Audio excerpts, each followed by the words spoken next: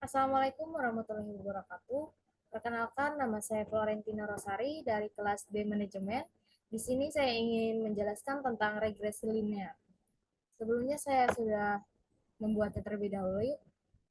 Kemudian saya salin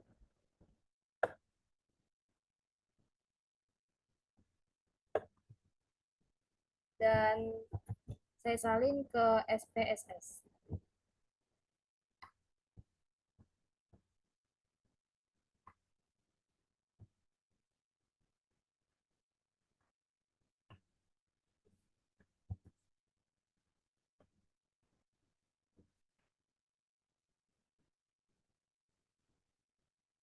Lalu masuk ke variable view. Namanya kita ubah menjadi yang pertama X1, yang kedua X2, dan yang ketiga Y.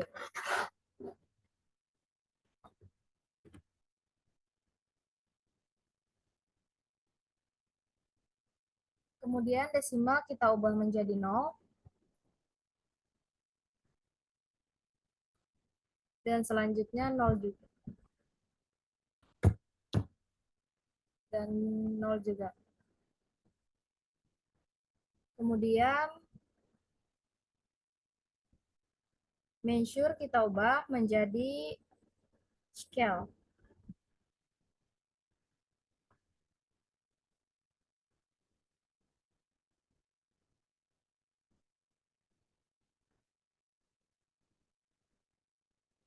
Kemudian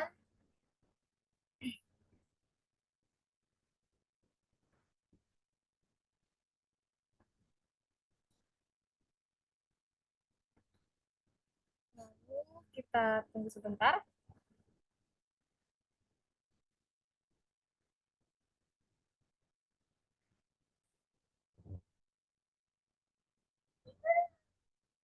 Kemudian kita masuk ke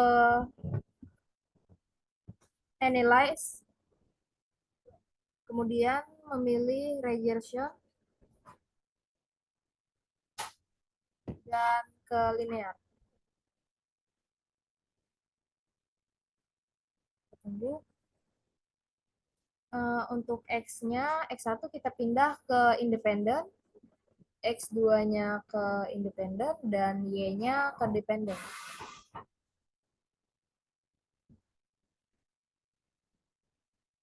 Kita pilih save.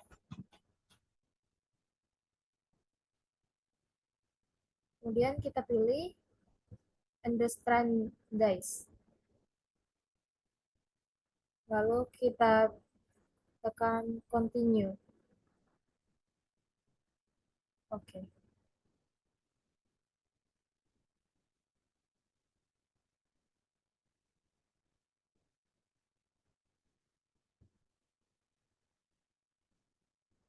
Ini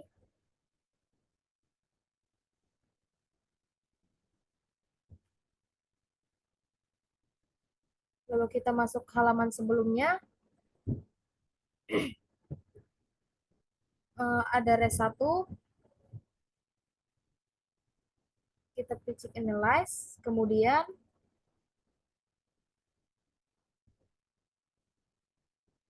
nge-practice test. Lalu kita pilih legalisasi dialogs dan 1 sampai TKS.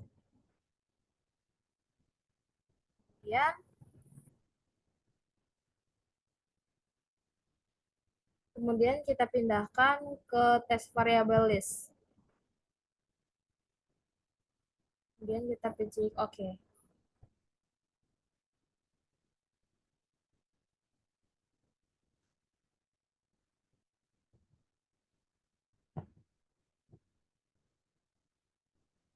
Di sini uji normalitas telah selesai.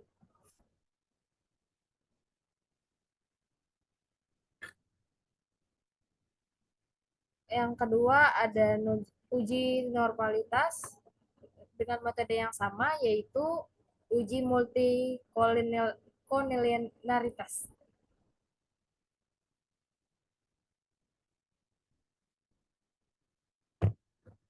Lalu kita pilih analyze, kemudian regression, kemudian kita tekan linear.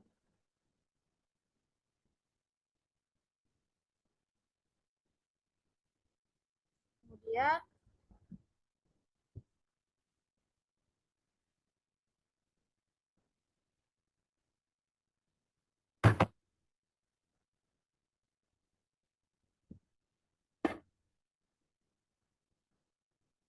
kita pilih statistik, lalu kita pilih convergence matrix dan collinearity dialectics, dan kemudian continue.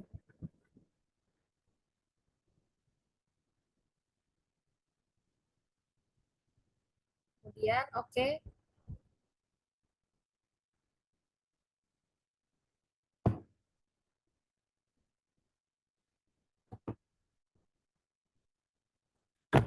Kemudian ada uji yang ketiga, yaitu dengan hal yang sama, metode yang sama, yaitu yang ketiga, uji heterokiditas.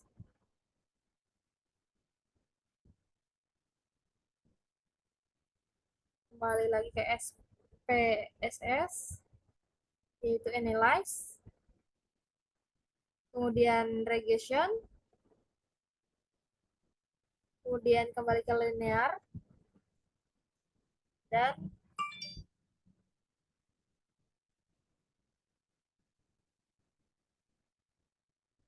dan ke plots. Lalu kita gunakan resheet ID, X-nya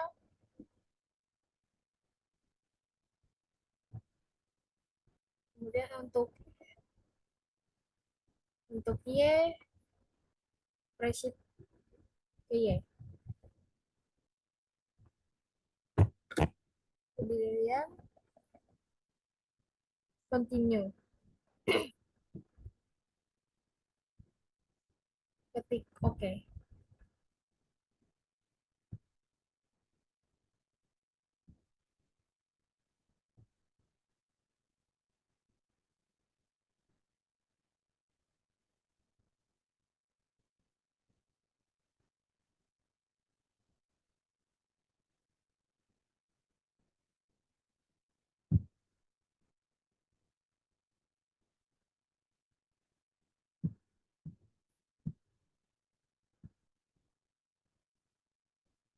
Kemudian yang terakhir ada uji autokolerasi,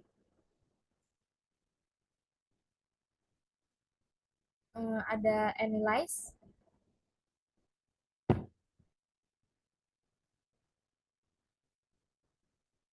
kemudian regression, dan kembali ke linear, lalu distancing ke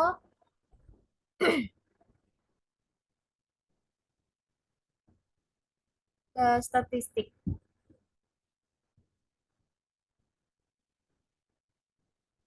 Lalu kita pilih Darwin Watson, kemudian tekan continue.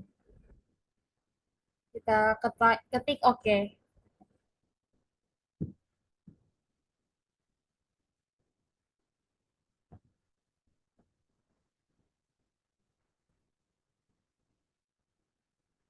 Lalu ini hasil untuk uji yang dari kelompok tadi.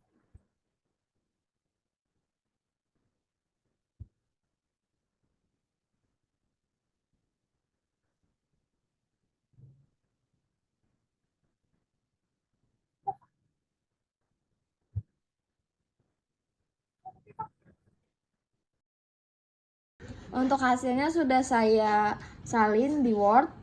Yang pertama ada uji regresi linear. Ya, jadi ini hasilnya. Lalu kemudian ada uji asumsi klasik, yaitu yang pertama ada uji normalitas. Saya sudah salin juga di sini. Lalu kemudian ada uji multikolinearitas. Nah, jadi dasar pengambilan keputusan dengan menganalisis nilai toleransi dan nilainya nilai VIV. Jika nilai toleransinya 0,10 dan nilai VIV-nya kurang dari 10.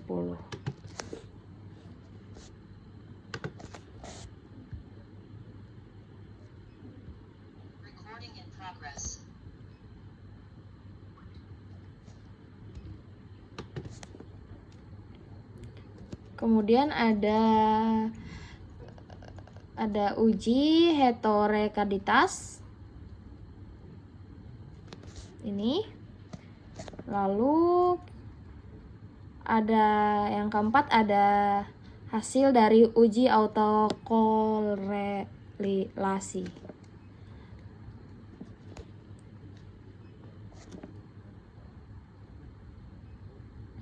Kemudian untuk kedua, uji kelayakan model, yaitu yang pertama ada uji statistik T atau uji T.